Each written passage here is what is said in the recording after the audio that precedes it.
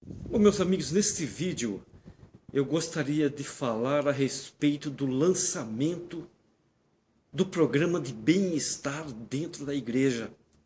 Um programa necessário, principalmente em épocas de crises. Programa de bem-estar, quem encabeçou esse programa? Vamos juntos entender e compreender isso. Um passo importante no desenvolvimento do programa de bem-estar da igreja aconteceu no ano de 1935.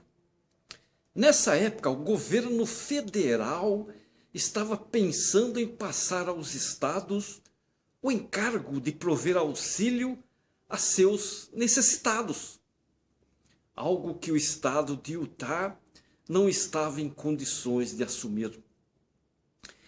Em 20 de abril daquele ano, a primeira presidência designou o presidente de estaca Harold B. Lee, ele mesmo, Harold B. Lee, a introduzir o programa de bem-estar em toda a igreja. Harold B. Lee, ele relembrou mais tarde, fiquei atônito ao ser informado de que por muitos anos os líderes da igreja dispunham, como resultado de ponderação e planejamento e a inspiração do Todo-Poderoso, esse mesmo plano genial que está sendo executado e que estava esperando e sendo preparado para o dia em que, segundo seu juízo, da fé possuída pelos santos dos últimos dias, eles estariam dispostos a seguir o conselho dos homens que lideram e presidem esta igreja. Fecha aspas. Ao término dessa reunião com a primeira presidência, Harold B. Lee dirigiu-se à entrada do desfiladeiro City Creek, que ficava nas proximidades, e procurou um lugar entre as árvores no qual pudesse orar a respeito da organização que teria de estabelecer. Mais tarde, Harold B. Lee contou, abre aspas, meu entendimento espiritual foi aberto e compreendi a grandiosidade da organização da Igreja e Reino de Deus, a qual nunca tinha contemplado antes. A verdade que ficou marcada em minha mente foi a de que não havia necessidade de qualquer nova organização para fazer o que a presidência nos aconselhara a fazer. Não precisava. Era como se o Senhor estivesse dizendo, abre aspas, tudo o que precisas fazer é colocar em funcionamento a organização que já existe. Fecha aspas, ponto. Durante o ano seguinte, Harold B. Lee e outros líderes da igreja reuniram-se diversas vezes para elaborar o programa para toda a igreja. O presidente David McKay, que se tornara segundo conselheiro do presidente Herbert Grant, no ano de 1934, David McKay desempenhou fundamental papel administrativo nessa fase de planejamento. O comitê sentiu-se seguro de que suas deliberações foram guiadas pela inspiração e que suas decisões receberam a aprovação divina. Em 6 de abril do ano de 1936, uma segunda-feira, depois do término da última sessão regular da Conferência Geral, uma reunião especial para as presidências de estaca e bispados foi realizada no Assembly Hall na Praça do Templo. Primeira presidência divulgou a preocupante notícia de que cerca de um sexto, guarde bem isso, um sexto de todos os membros da igreja estavam recebendo auxílio do governo. E muitos deles, desses um sexto, não precisavam trabalhar pelo que ganhavam. a presidência fez um apelo aos líderes locais no sentido de, abre aspas, edificar novamente entre os santos dos últimos dias o sentimento de independência financeira, fecha aspas, ponto.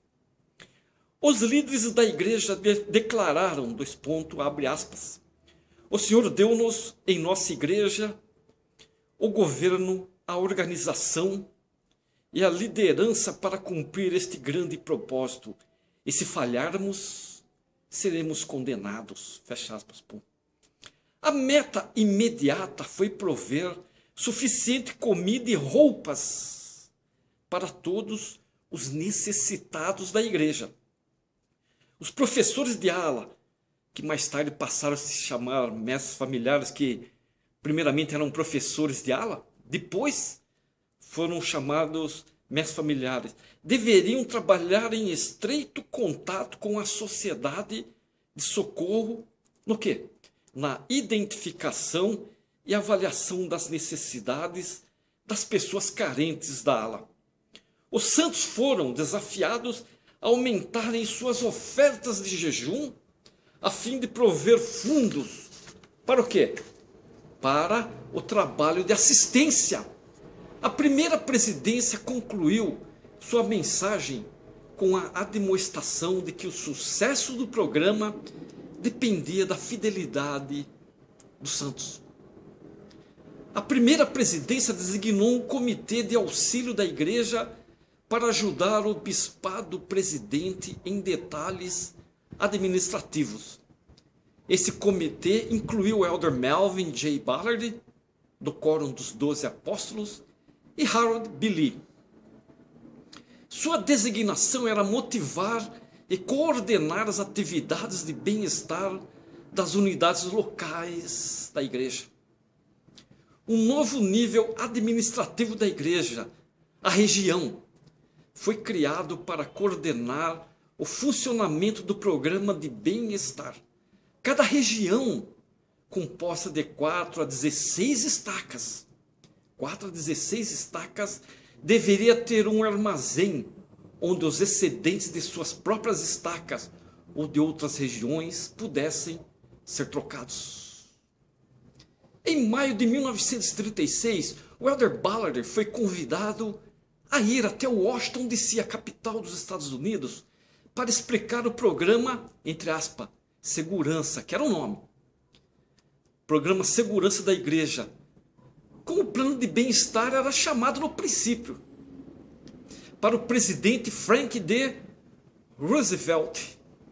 O presidente Roosevelt conhecia o trabalho da igreja e mostrou-se satisfeito com os seus resultados. O presidente Roosevelt e o elder Ballard assumiram um compromisso mútuo de plena cooperação no intuito de lidar com os contínuos problemas causados pela depressão, que eram muitos problemas. O presidente Roosevelt disse que esperava que o sucesso da igreja inspirasse outros grupos a lançarem programas próprios semelhantes.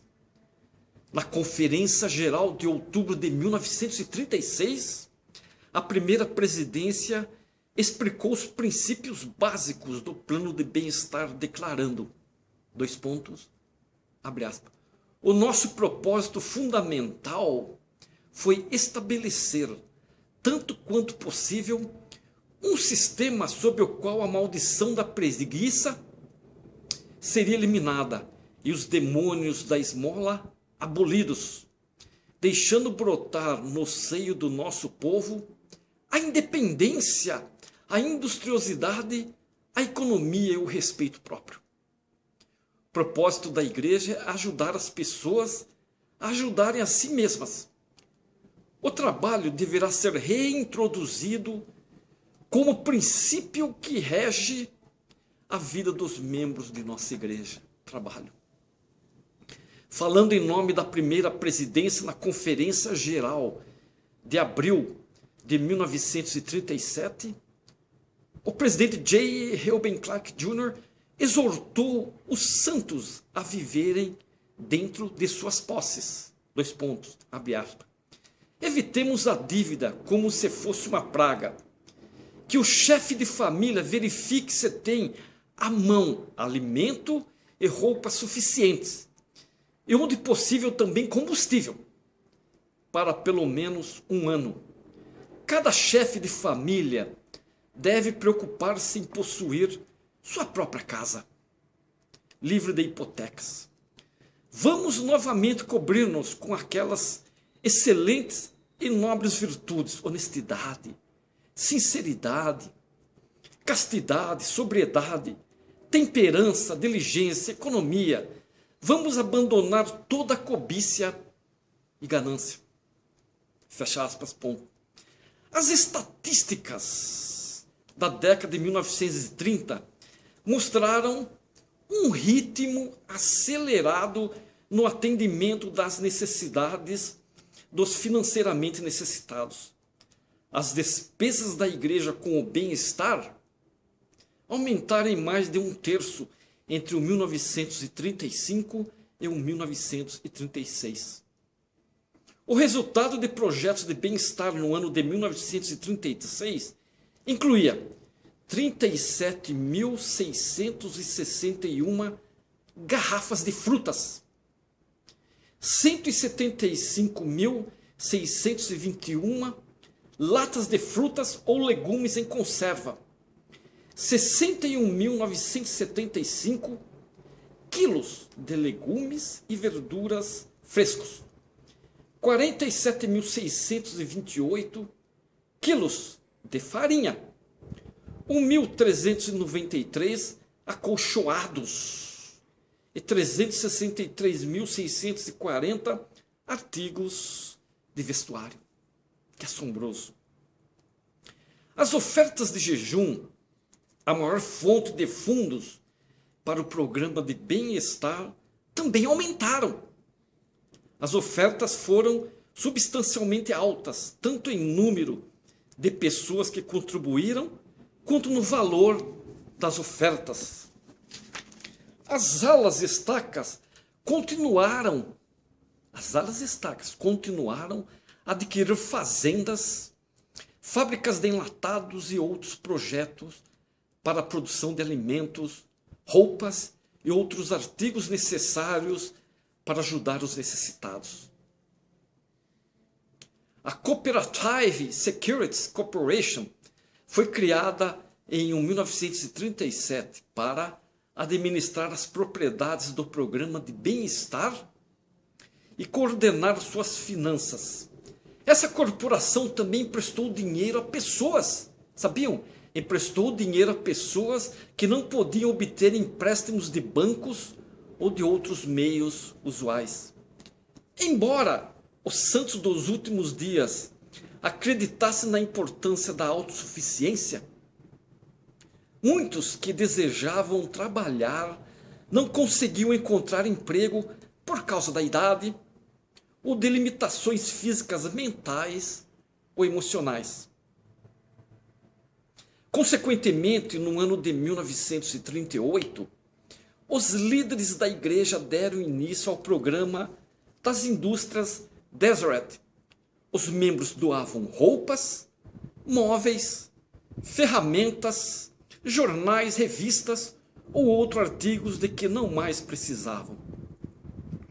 Os funcionários escolhiam, limpavam e consertavam esses artigos. Eles eram então vendidos por um preço bem baixo nas lojas das indústrias Deseret.